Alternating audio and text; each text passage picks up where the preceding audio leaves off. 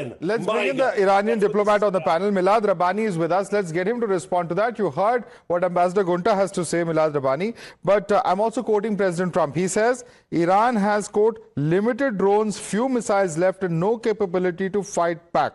How accurate is this assessment? If that is indeed true, then perhaps the better way out would be negotiations. But Iran at the moment is not agreeable to that as well. Thank you for having me. I believe President Trump is absolutely making a mistake in this case for two reasons. The first reason is Iran has got the capability to target around countries and Israel and Arabic countries around Persian Gulf. And the second is the Iranian has got no phobia, their regime, I mean, they have got no phobia of U.S. air strike or aircraft. Because, as I told you before, the strong point, the strength of the Iranian regime is not its air force or naval force, because they didn't spend a huge amount of money on that. They have a very strong troops on the ground and missiles and drones. This is what they invested, and it was wisely. And the United States and President Trump make a very expensive deal with Iran in this matter. The only solution for solving Iran is not negotiations only. I believe it is overthrowing the government by the people. And the people, Iranian people, some of the Iranian people, or let's say majority of Iranian people, they are not very sad from this war because they have a hope. They don't like Trump. They don't like the U.S. Army, because now we see they are killing civilians. They are attacking a school and they kill children. What Iranian people really makes not so sad for this happening is a hope. They have a hope for freedom.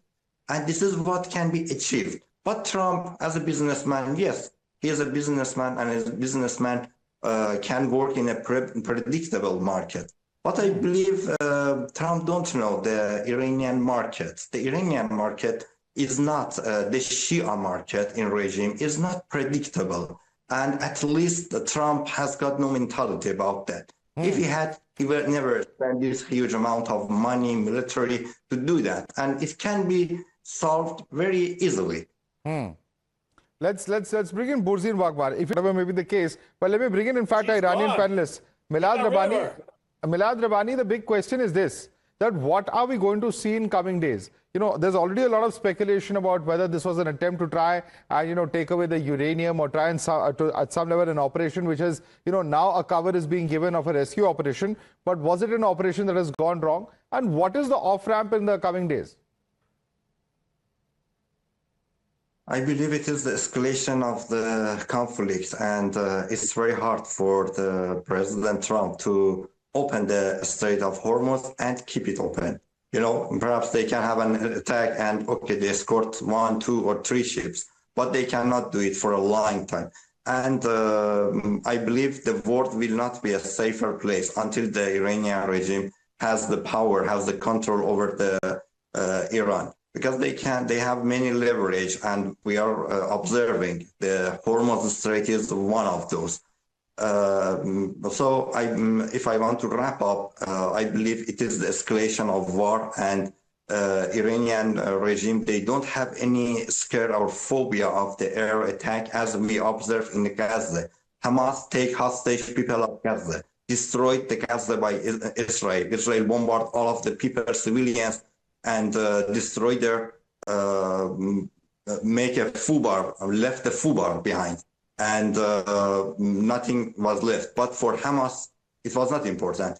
Iranian regime is the godfather of Hamas and Hezbollah. They have this tactic. So if the Americans are thinking that with airstrike they can destroy the Iranian regime, it's a very naive attitude. And when we talk academic, we should have an academic research, academic perspective.